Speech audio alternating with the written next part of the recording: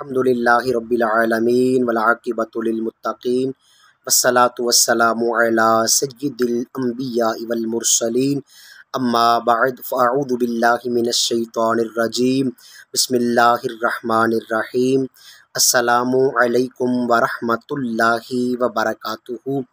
नबी पाक साहिबुल औलाक सल्लल्लाहु अलैहि व आलिहि वसल्लम आपके दीन मतीन का एक बड़ा अहम पैगाम लेकर आप सब की खिदमत में हाज़िर हूँ।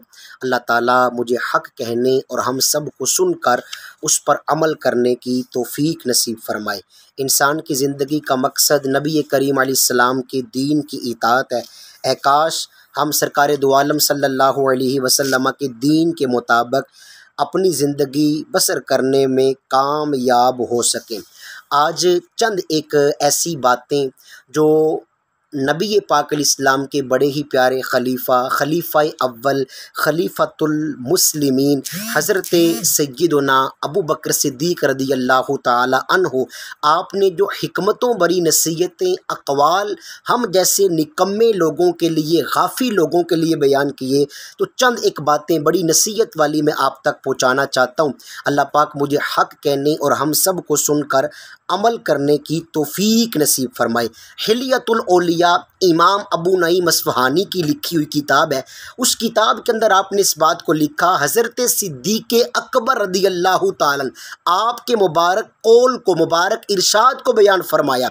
आप फरमाते हैं कि लोगों, किसी मुसलमान को हरगिज़ हकीर मत समझो। हमारे यहाँ बाज़-औक़ात बंदे के पास कोई गाड़ी, कोई ज़मीन जायदाद, कोई बंगला, कोठी कार, कुछ चंद रुपये आ जाए ना तो वो अपने आप को बड़ा समझता है। अपने रिश्तेदारों के सामने ना वो बड़ी अजीब अजीब किस्म की तकब्बुराना अंदाज से गुफ्तगू करता है। अपने छोटों पर शफ़क़त वाला हाथ नहीं रखता, अपने बड़ों का अदब नहीं करता, बस पैसे का नशा और खुमारी होती है। लेकिन हज़रत अबू बकर सिद्दीक़ रज़ियल्लाहु ताला अन्हु हमारी तरबियत फरमा रहे हैं। फरमाया लोगों, किसी मुसलमान को भी हकीर ना समझो। फरमाया कि तुम्हें क्या पता कि कौन बंदा अल्लाह की बारगाह में इज़्ज़त वाला है, कौन बंदा अल्लाह की बारगाह में मर्तबे वाला है। एक मदरसे के अंदर, एक स्कूल के अंदर, किसी भी इदारे के अंदर एक नाजिम काम कर रहा है, कोई उस्ताद काम कर रहा है, टीचर काम कर रहे हैं यार, अगर वहाँ पर एक खादम, एक बावर्ची है, मुझे और आपको क्या पता वो बावर्ची अल्लाह की बारगाह में मकबूल बंदा हो, वो उस इदारे की सफाई करने वाले को अल्लाह ने मकबूलियत अता फरमा दी हो। कभी भी किसी बंदे के बारे में हमें बुरा नहीं सोचना चाहिए। और दूसरे मकाम पे आपने क्या फरमाया, अल्लाहु अकबर, हज़रत सिद्दीक़ अकबर रज़ियल्लाहु ताला अन्हु आपने एक मकाम के ऊपर इरशाद फरमाया कि ए लोगो, जो बंदा खालिस मोहब्बत इलाही का मज़ा चख लेता है तो उसको दुनिया की तलब से दूर कर देता है और उसको तमाम इंसानों से वहशत दिलाता है। मकसद ये कि जो अल्लाह की मोहब्बत की चाशनी वाला होता है ना, जिसे अल्लाह से प्यार हो जाए, इस बंदे की ज़िंदगी का मकसद ये हो बस अल्लाह से मोहब्बत, इसे रब की मोहब्बत का मज़ा आ जाता है ना, तो फिर फरमाया वो दुनियादारों से नहीं डरता और फिर अल्लाह तबारक व तआला सारे लोगों को उसका मुतीअ फरमा बरदार बना देता है। वजह यह है कि ये बंदा मेरी तरफ झुक रहा है, मेरी बारगाह में आ रहा है। अल्लाह के पाक कलाम का फैसला, सयजअलु लहुमुर रहमानु वुद्दा, अल्लाह फरमाता है जो मेरी ज़ात पे ईमान लाया, अच्छे अमल किए, अल्लाह फरमाता है मैं लोगों के दिलों में उस बंदे की मोहब्बत दाखिल कर देता हूँ। दीन की तरफ आएँ, इज़्ज़तें इज़्ज़तें हैं, दीन की तरफ आएँ, बुलंदियाँ ही बुलंदियाँ हैं। आप यकीन फरमाएँ, जो दीन इस्लाम से वफ़ादारी करता है मेरा रब उसे इज़्ज़तों के ताज अता फरमा देता है। एक मकाम पर आपने क्या फरमाया कि नमाज के वक़्त उठो और अल्लाह की बारगाह में नमाज पढ़ो। फरमाया कि इसलिए कि अपने रब की जिस आग को तुमने भड़काया है, यानी गुनाहों की आग, आपने फरमाया नमाज के ज़रिए उस आग को बुझा दो।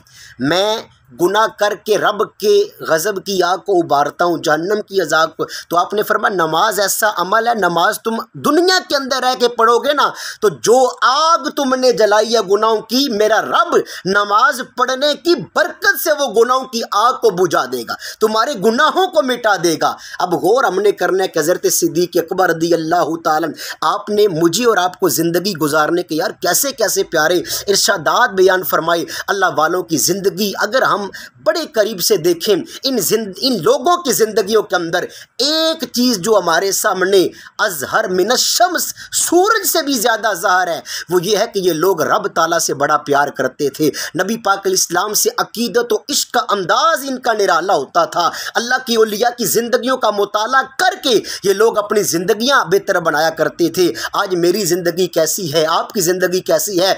पीराने उज़ाम, मुर्शिद कामिल, शेख कामिल, अब तो अल्लाह ताला माफ़ करे, ऐसे ऐसे पीर दुनिया के अंदर मौजूद हैं जिन्हें नमाज तक नहीं आती, लेकिन हमने ऐसे उलमा को सुना, ऐसे बुजुर्गाने दीन देखे, और यकीन फरमाए आज से कुछ अरसा पहला खानकाहों पे, मज़ारात के ऊपर जो गद्दी नशीन होते थे ना, वो बाकायदा तसव्वुफ़ की किताबों का अपने मुरीदीन को दर्स दिया करते थे, बाकायदा रसाला कुशैरिया के इसबाक याद करवाए जाते थे। आज हमारे अंदर से ये चीज़ें ख़त्म हो रही हैं, तो बेअमली बढ़ रही है। अगर हम चाहते हैं हम अमली कफ़ियत के अंदर आए, हमें नबी अलैहिस्सलाम के दीन की इज़्ज़त करनी पड़ेगी, दीन से वफ़ा करनी पड़ेगी, दीन इस्लाम से प्यार करना पड़ेगा।